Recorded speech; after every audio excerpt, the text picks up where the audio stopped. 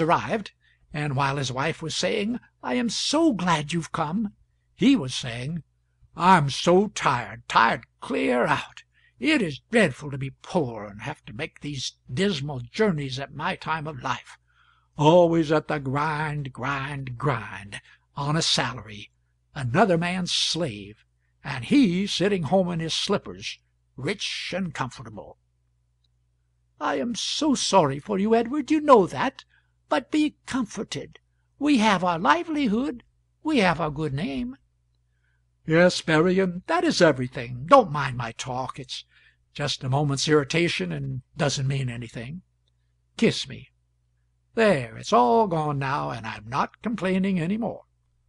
What have you been getting? What's in the sack?" Then his wife told him the great secret.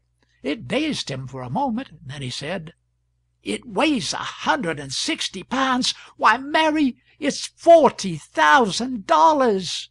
Think of it! A whole fortune!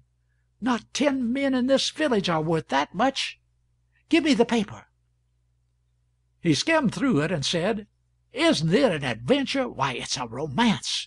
It's like the impossible things one reads about in books and never sees in life." He was well stirred up now, cheerful, even gleeful. He tapped his old wife on the cheek and said humorously, "Why, we're rich, Mary, rich. All we've got to do is bury the money and burn the papers. If the gambler ever comes to inquire, we'll merely look coldly upon him and say, 'What is this nonsense you're talking? We've never heard of you and your sack of gold before.' And then he would look foolish and in the meantime, while you're running on with your jokes, the money is still here, and it is fast getting along toward burglar time."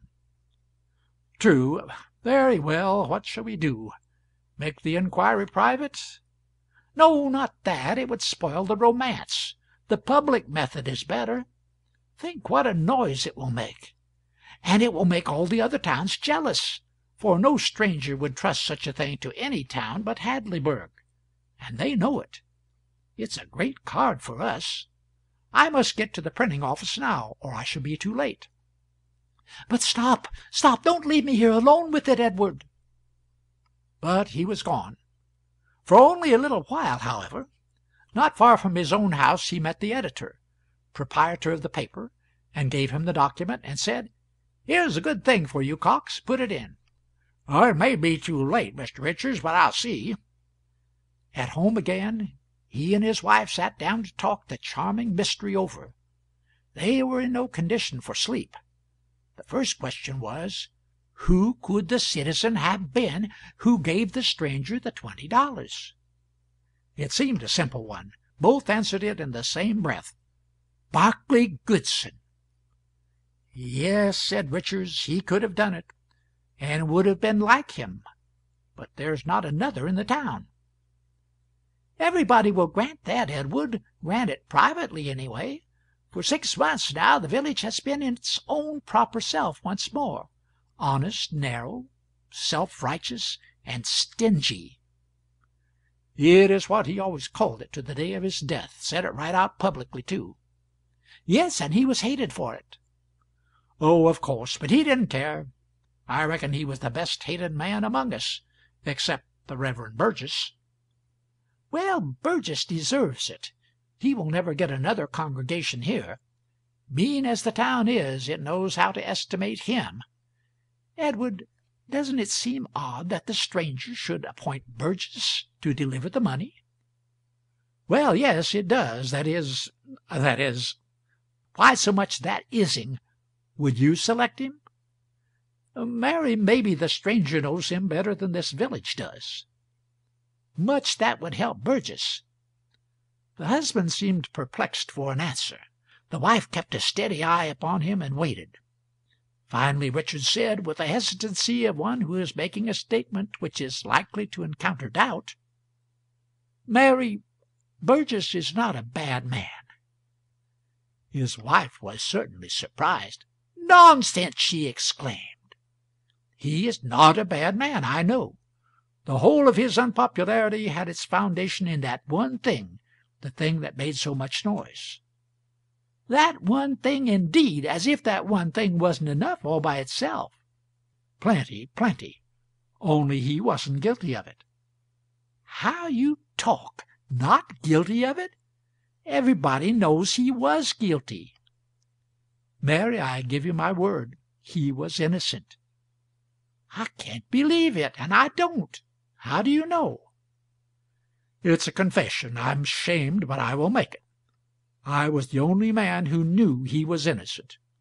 I could have saved him, and well, you know how the town was wrought up. I hadn't the pluck to do it. It would have turned everybody against me.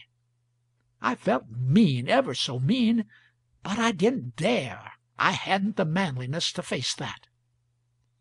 Mary looked troubled, and for a while was silent. Then she said stammeringly, I don't think it would have done for you to one mustn't public opinion, one has to be so careful, so—" It was a difficult road, and she got mired, but after a little she got started again. "It was a great pity, but— Why, we couldn't afford it, Edward. We couldn't indeed. Oh, I wouldn't have had you do it for anything." "It would have lost us the goodwill of so many people, Mary, and then— What troubles me now is what he thinks of us, Edward." "He doesn't suspect that I could have saved him." "Oh!" exclaimed the wife in a tone of relief. "I'm glad of that. As long as he doesn't know that you could have saved him, well, that makes it a great deal better. Why, I might have known he didn't know, because he is always trying to be friendly with us, as little encouragement as we give him. More than once people have twitted me with it. There's the Wilsons and the Wilcoxes and the Harknesses. They take a mean pleasure in saying 'your friend Burgess,' because they know it pesters me. I wish he wouldn't persist in liking us so. I can't think why he keeps it up." "I can explain it. It's another confession. When the thing was new and hot, and the town made a plan to ride him on a rail, my conscience hurt me so that I couldn't stand it, and I went privately and gave him notice, and he got out of town and stayed out till it was safe to come back." "Edward, if the town had found it out!" "Don't! It scares me yet to think of it. I repented of it the minute it was done, and I was even afraid to tell you, lest your face might betray it to somebody. I didn't sleep any that night for worrying. But after a few days I saw that no one was going to suspect me, and after that I got to feeling glad I did it. And I feel glad yet, Mary, glad through and through." "So do I, now, for it would have been a dreadful way to treat him. Yes, I'm glad, for really you did owe him that, you know. But, Edward, suppose it should come out yet, some day?" "It won't." "Why?" "Because everybody thinks it was Goodson." "Of course they would." "Certainly, and of course he didn't care. They persuaded poor old Salisbury to go and charge it on him, and he went blustering over there and did it.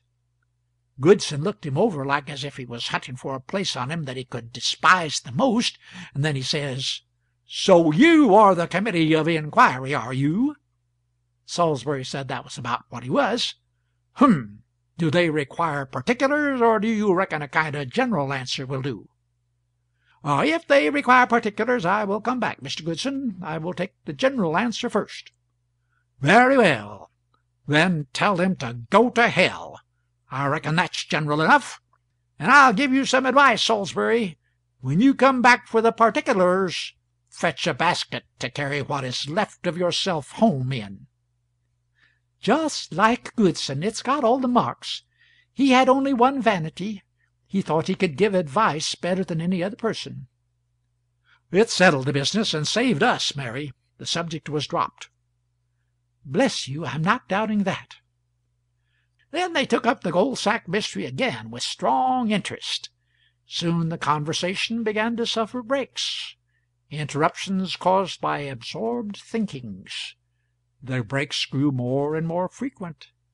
At last Richards lost himself wholly in thought. He sat long, gazing vacantly at the floor,